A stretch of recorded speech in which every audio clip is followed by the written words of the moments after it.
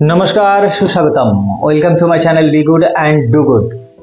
ওদিকে মায়ানমার বাংলাদেশের খানিকটা অংশ দখল করে নেবে বলে চেষ্টা চালাচ্ছে, তার জন্য তাদের প্রস্তুতি একেবারে তুঙ্গে।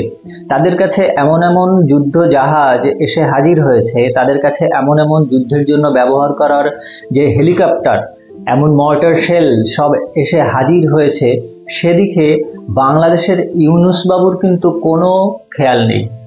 তিনি এখন কিভাবে হাসিনাকে কালিমালিপ্ত করা যায় সেই চেষ্টায় আছে। আরে বাংলাদেশ তো সংস্কার, ওই হাসিনাকে কালিমালিপ্ত করলেই হয়ে যাবে বাংলাদেশ সংস্কার।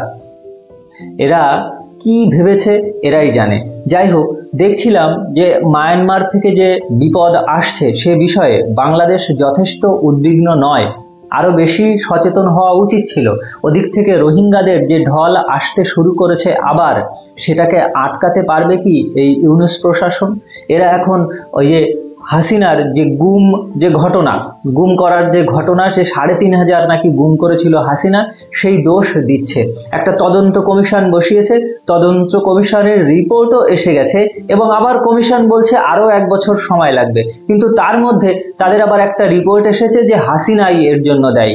হাসিনা এখন দেশে নেই, দেশের বাইরে আছে। হাসিনা তো কিছু করছে না, তোমাদের তো বাধা দিচ্ছে না, তোমাদের হাতে ক্ষমতা। তাহলে দেশের সংস্কার করো, দেশের ভালো করো।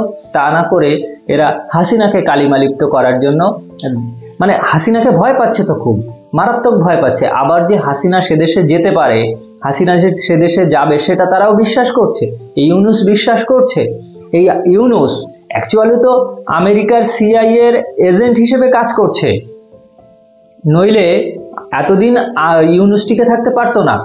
কিন্তু বাইডেনের যতই সে ওই চাকর বাকরের মতো হোক না কেন এবং তার কথা শুনে চলুক না কেন, আসছে তো ট্রাম্প, তখন এর অবস্থা কিন্তু খুব খারাপ হয়ে যাবে। এই যে ভারত বিরোধিতা করার জন্য ভারতের পক্ষ থেকে সম্পূর্ণ সহযোগিতা করে যাওয়া হচ্ছে এখনো পর্যন্ত।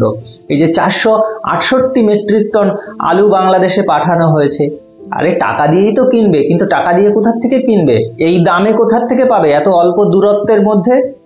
ওই পাকিস্তান থেকে চিনি আনছে, পাকিস্তান চিনি কিনছে ভারতের থেকে, সেই চিনি আবার বিক্রি করছে বাংলাদেশের কাছে। আচ্ছা, এর ফলে যদি ভারত থেকে চিনি যায় তাহলে যা দাম পড়বে, আর ভারত থেকে কিনছে পাকিস্তান, পাকিস্তানের থেকে আসছে বাংলাদেশ, ওই 7 সমুদ্র 13 নদী পাড়ি দিয়ে, তাহলে তার দাম বাড়বে না? জিনিসপত্রের দাম কমবে কিভাবে? এই রকম ভাবে কাজ করলে তো জিনিসপত্রের দাম কমবে না। এই যে ইউনূস বাবু মেট্রো রেল চালাচ্ছে, মেট্রো রেল চালানোর জন্য যে টিকিট লাগে, সেই টিকিটটাও দেখলাম আজকেই একটা খবরে, সেই 4 লাখ টিকিট ছাপানোর বরাদ দিয়েছে আমাদের ভারতকে। ভারত সেটা করেও দেবে, ডিসেম্বরেই 20,000 টিকিট দেবে। আর মানে মেট্রো রেল চালাবে, তার যে টিকিট লাগবে সেই টিকিটটা পর্যন্ত তারা ছাপাতে পারে না, তাদের কাছে নেই। এই তো তোমাদের ক্ষমতা, তোমরা নাকি দেশ আবার নতুন করে স্বাধীন করবে। নিজের দেশ যেতে বসেছে, রাখাইনের দিকে তাকাও, মিয়ানমারের দিকে তাকাও, ওখানে যে আরাকান আর্মি আছে সেদিকে তাকাও। ভারত তোমার কিছু এখনো করছে না, ভারত অলরেডি ঘিরে ফেলেছে। যদি কিছু হয় তখন অনেক বড় কিছুই হবে, অনেক বড় কিছু হবে। ভারত যদি চায় যে কোনো মুহূর্তে একই দিনের মধ্যে তোমাদের ওই ইউনূসকে হটিয়ে দিতে পারে। এখনো পর্যন্ত বাইডেনের হাত রয়েছে, তাই চুপচাপ আছে ভারত প্রশাসন। সেই কারণে তোমরা আর কিছুদিন ওখানে টিকে থাকতে পারবে। কিন্তু পাকিস্তানের সাথে যত বেশি হৃদ্যতা বাড়াবে, যত বেশি ওই একটু নিম্নমানের ভাষা দিয়ে যদি বলি যে পীড়িত যত বাড়াবে পাকিস্তানের সাথে, তত তাড়াতাড়ি মরবে। কারণ পাকিস্তান তো ভিখারির সঙ্গে মিলে কি হবে? ভিখারিই হবে তোমরা। ওদিকে মায়ানমার অ্যাটাক করবে, সে ঝামেলা যাবে। আর ভারত চুপচাপ চারিদিক খালি ঘিরে রেখে দিয়েছে এবং তৈরি করে রেখেছে প্রস্তুতি। 20 জানুয়ারির পরে তোমার সিদ্ধান্ত নেওয়া হবে। আর এই যে বাংলাদেশের বিভিন্ন যেসব ভারত বিরোধী মানুষ বিভিন্ন ধরনের কথা বলে নিজেরা যে শান্তি পাচ্ছে, তার তো 99%ই মিথ্যে কথা। একটা খবর দেখলাম, একজন ইউটিউবার বলছে যে বাংলাদেশ তাদের আকাশসীমা ভারতকে আর ব্যবহার করতে দেবে না, এবার যদি আকাশসীমা ব্যবহার করতে হয় তাহলে টাকা দিতে হবে। আচ্ছা, একটু সাধারণ বোধ বুদ্ধি তো থাকা দরকার। আমি দেখলাম ওই যে ভিডিওতে, সেখানে কমেন্ট যে পরিমাণে আছে, সেই কমেন্টে সবাই খুব খুশি সবাই খুশি হচ্ছে, হ্যাঁ বাংলাদেশের আকাশসীমায় ব্যবহার করতে গেলে এবার থেকে টাকা দিতে হবে ভারতকে। এই তো বাংলাদেশ এখন সচেতন হয়েছে। আরে বাবা, বাংলাদেশের প্রায় চতুর্দিকে ভারত রয়েছে, মানে একটা বিমান বেরোতে গেলেই ভারতের ওপরে দিয়ে যেতে হবে। কোন দিকে, সে ত্রিপুরার দিকে হোক, উপরের দিকে মানে উত্তরের দিকে হোক বা পশ্চিমের দিকে হোক, যেদিকে যাবে সেই দিকেই ভারত। তা তোমরা কি সমুদ্রের ওপর দিয়ে যাবে? সমুদ্রে দিয়ে কোথায় যাবে? প্রশান্ত মহাসাগরে যাবে। তা ভারতের ওপর দিয়ে যে তোমাদের বিমানগুলো যাবে সে বিষয়ে মাথা ব্যথা নেই। ভারতের বিমান তোমাদের দেশের ওপর দিয়ে না গেলেও চলবে, ত্রিপুরায় যাওয়ার জন্যও এদের এয়ার স্পেস আছে, তাই একটু ঘুরে যেতে হবে এই আর কি। আর তোমাদের কি হবে? তোমরা তো যেতেই পারবে না, বাংলাদেশের যে বিমান তা তো কোথাও যেতেই পারবে না। তাহলে এই ধরনের মূর্খের মতো এই যে আনন্দ করা, এর কোনো মানে আছে?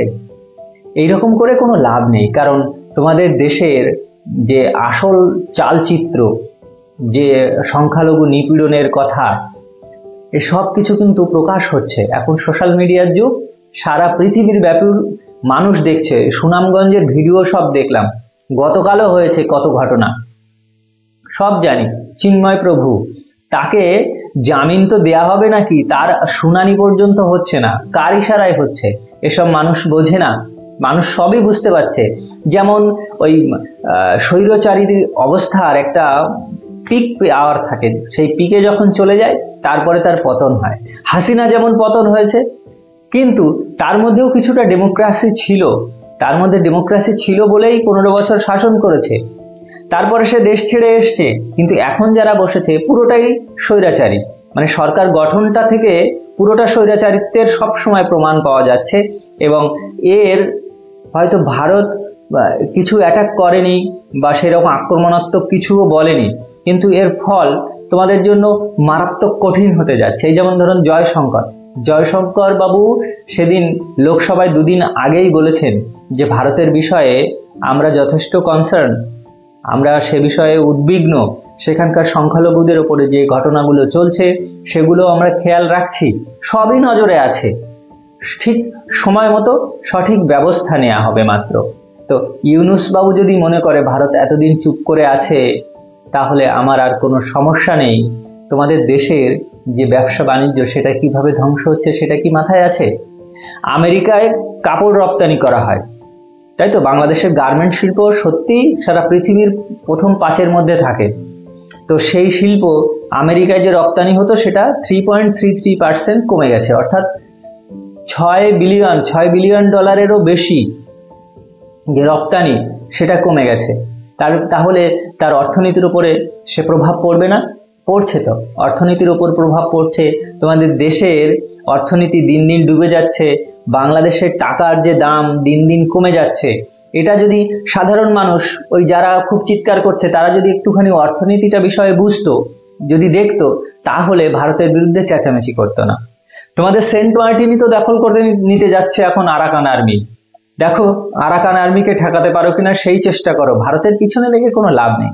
ভারত হচ্ছে হাতি, আর তার পেছনে নিরীকুত্তাগুলো যদি ঘেউ ঘেউ করে কিছু যায় আসে না, ওরা কিছুই করতে পারবে না, করুক না চেঁচামেচি। সেই জাতীয় যে ইউনূসের দলবল করছে না, ওরা ওই রকম নেড়ি কুকুরের মতোই ঘেউ ঘেউ করছে। ওর উপরে আমাদের কোনো মানে প্রতিক্রিয়া দেওয়ার কোনো দরকারই পড়ে না। তবে একটা সময় আসবে যখন ওই লেজ সোজা করা হবে, যখন লেজ সোজা করা হবে তখন বুঝতে পারবে ইউনূস, এবং বুঝতে পারবে যে বাংলাদেশের সরকার গঠন করার জন্য হাসিনাকে তাড়িয়ে এসে কত বড় ভুল করেছে। ভালো থাকুন, সুস্থ থাকুন, জয় হিন্দ, বন্দে মাতরম।